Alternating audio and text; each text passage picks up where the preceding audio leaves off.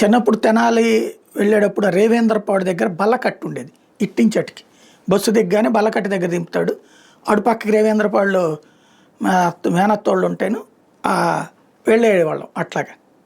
అదో సరదా, బస్సులో వెళ్ళటం, అక్కడ దీని మీద వెళ్ళడం అనేటట్టు. అట్లాగే ఈ విజయవాడలోకి వచ్చిన తర్వాత ఏమో మన ఆ పడవల రేవు దగ్గర పడవలు కావచ్చు, లేకపోతే ఇప్పుడు భవానీ ఐలాండ్ దగ్గర ఉన్న పడవలు కావచ్చు, అదొక సరదా, సంతోషంగా ఉంటుంది ఆ నీళ్ళల్లో తిరుగుతున్నప్పుడు. అటు కృష్ణవేణి మొట్టెల దగ్గర సీతానగరంలో కావచ్చు, ఇట్లాంటివన్నీ కూడా. ఇదంతా ఇప్పుడు ఎందుకు చెప్పాల్సి వస్తుందంటే, ఇప్పుడు టూరిజం డెవలప్మెంట్లో భాగంగా కొత్త కాన్సెప్ట్ తెనాలిని ఆంధ్ర ప్యారిస్ అని ఆ రోజుల్లో ఇందిరాగాంధీ పిలిచింది. ఎందుకంటే ఆకాశంలో నుండి చూస్తుంటే కింద 3 కాలువలు కనబడుతుంటాయి ఊరు మధ్యలో. అది చూడగానే ఒక లుక్ కనబడుతుంది అనమాట. అందుకని ఆంధ్ర ప్యారిస్ అని ఆవిడ పిలిచిందని, అందుకని ఆంధ్ర ప్యారిస్ అనే పేరు అట్లా ఫిక్స్ అయిపోయింది. అక్కడ ఇప్పుడు అందులో ఉన్నటువంటి ఒక కాలువలో బోటింగ్ ఏర్పాటు చేయబోతున్నారు.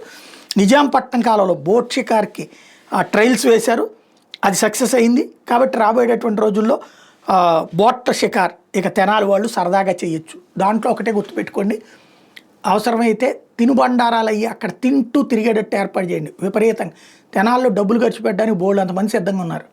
లక్షల కోట్లు సంపాదించిన వాళ్ళు ఉన్నారు, వ్యాపారస్తులు సంపాదిస్తూ ఉన్నవాళ్ళు ఉన్నారు. ఈ ఎంటర్టైన్మెంట్ కోసం వాళ్ళు ఎక్కడికో పోతున్నారు, ఇది వేరే బెజవాడకి పోవాలా లేకపోతే ఇతర వాళ్ళకి.